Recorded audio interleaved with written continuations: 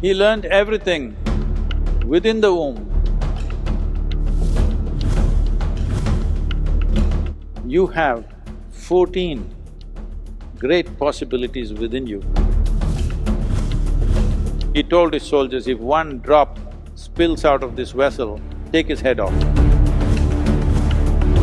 1 day, 2 days, 3 days, 4 days, he stood there.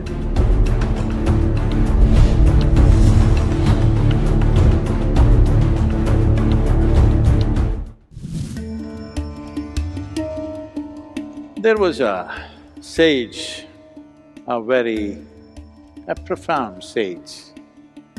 His name was Sukha. He was the son of Vedavyasa. Sukha learnt everything that he can learn, all the scriptures and the knowledge and the traditions and everything, when he was in his mother's womb. He learnt everything within the womb. When he came out, he came as a child sage. So he was a Bala Brahmachari, nobody initiated him, but he is like that. One day Sukha thought he must go to Vaikuntha and meet Vishnu. So he went there. The gods stopped him and they said, what? He said, I'm Sukha, son of Vedavyasa. I want to see Vishnu. They looked at him and said, we see that you're fully stuffed with knowledge. We can see Vedas in your body, Upanishads in your body, every other scripture in your body, but you don't have a guru, you have no admission here, just go back. So Sukha was confused because he had never thought what is a guru, because everything that anybody would want to know was already with him when he was born. So he came back to his father and he said, Father, they would not let me into Vaikuntha. They said, I need a guru. What is that? I want that. They're saying my knowledge is not good enough. Then Vedavyasa said, see, there is only one person who can be your guru. This is King Janaka. Sukha said, okay, I will go there. And then he went.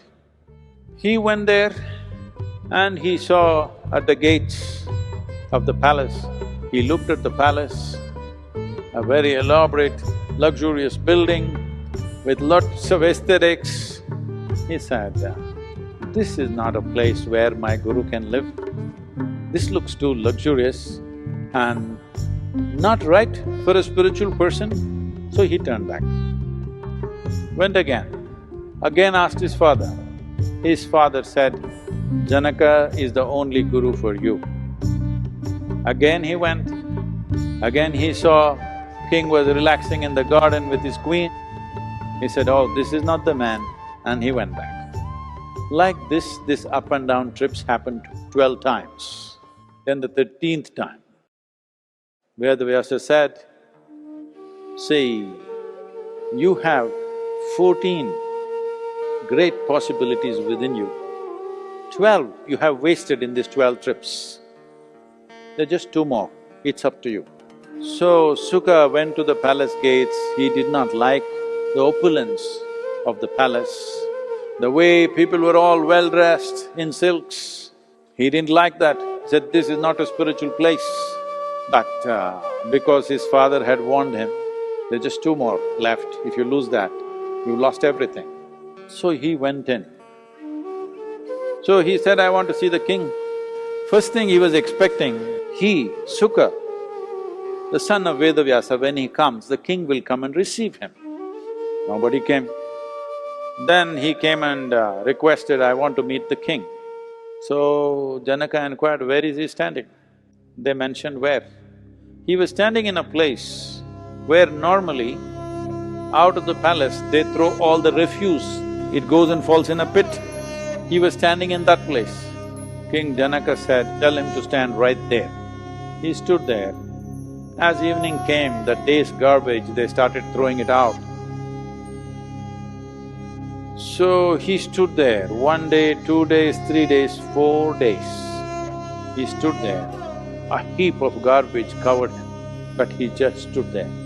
Then King Janaka asked, what's happening? They said, he's standing right there. He said, ask him to wash up, give him some fresh clothes and bring him here. So that was done and then he went in front of Janaka. Janaka said, see, in honor of your arrival, I have organized a whole lot of celebration and festivities, lot of things happening around here. Go and enjoy yourself, but just carry this vessel with you. The vessel was full of milk to the very brim. He said, carry this vessel with you and just what we have organized in your honor, please enjoy the festivities and come back. So Sukha carried this vessel and went. It's too full. He said, he told his soldiers, if one drop spills out of this vessel, take his head off. So when your head is in question, you walk carefully. Very carefully, without spilling a drop, he walked through all the festivities and came back. So, did you enjoy the festivities? Janaka asked. He said, what festivity? I was just watching the milk. So Janaka said, I want you to know this is me. Just to see that the milk doesn't spill, you needed so much attention. Keep in mind connection with the divine, it needs a lot more attention. But still, look at me, I'm still involved with everything around me. You are still in a place, if you focus on one thing, the other thing won't happen to you. So you need to work. And he took him as a disciple. A man who was considered by everybody as a celebrated born sage, born as a sage. But he needed this because one thing is to withdraw, to connect with the deepest core of who we are, at the same time to be able to be active. My whole work is about this. My work is not a teaching, not a philosophy, not an ideology, it is not from a scripture.